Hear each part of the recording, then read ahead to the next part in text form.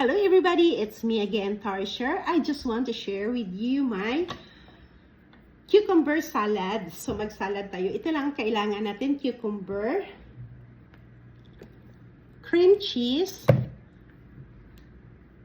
Japanese mayonnaise, kahit anong mayonnaise, gamitin nyo. At saka yung Japanese na soy sauce, toyo.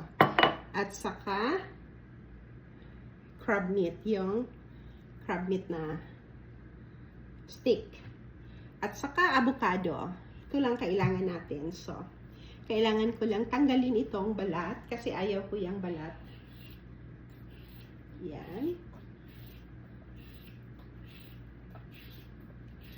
Napakadali lang niya guys at masarap ito.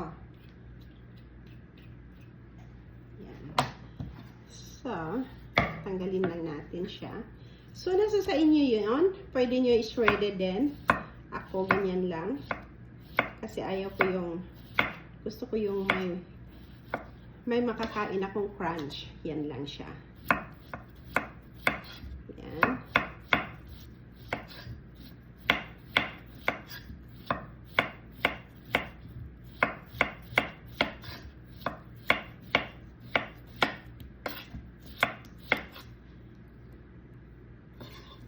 Ayan siya.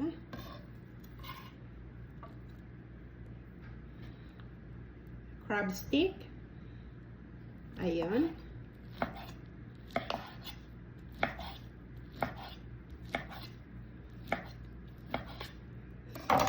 Ayan. Ilagay lang natin sila dyan. Ayan. Kasi ihalo natin yan mamaya.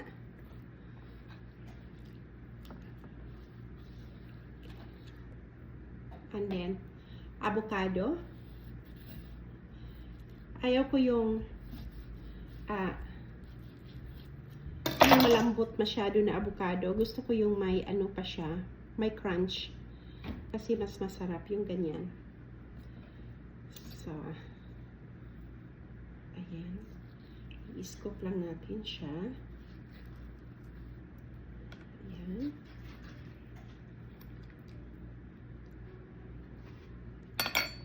Tapos tanggalin natin siya. So, i-slice ko lang siya ng hindi malalaki masyado. Yung ganyan na slice. Ayan.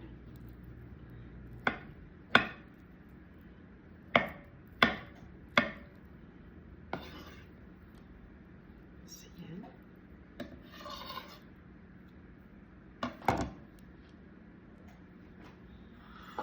And now, this is the exciting part. Mayo.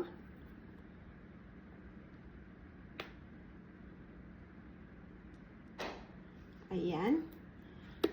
At napakasarap nito. And then,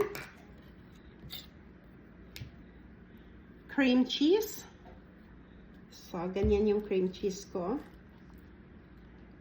Maraming cream cheese, mas masarap. So, ayan. Mga 1 cup of cream cheese. Okay.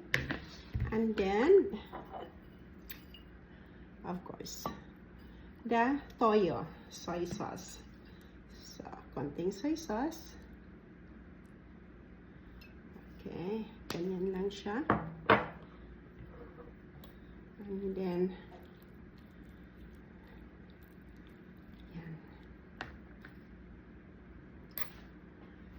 just put the lid. Okay, and then shake, shake, shake. Ganyan lang siya. I-shake mo lang siya ng maigi. Ayan. Look at that, guys. Wow.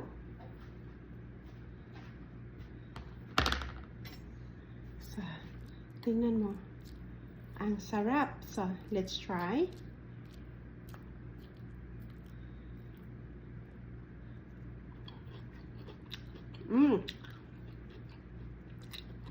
It's so yummy. Subukan you guys. Very delicious. Lalo na pag na-mix nyo maigi yung cream cheese. Super yummy. Thank you so much for watching. See you in our next video. Bye for now.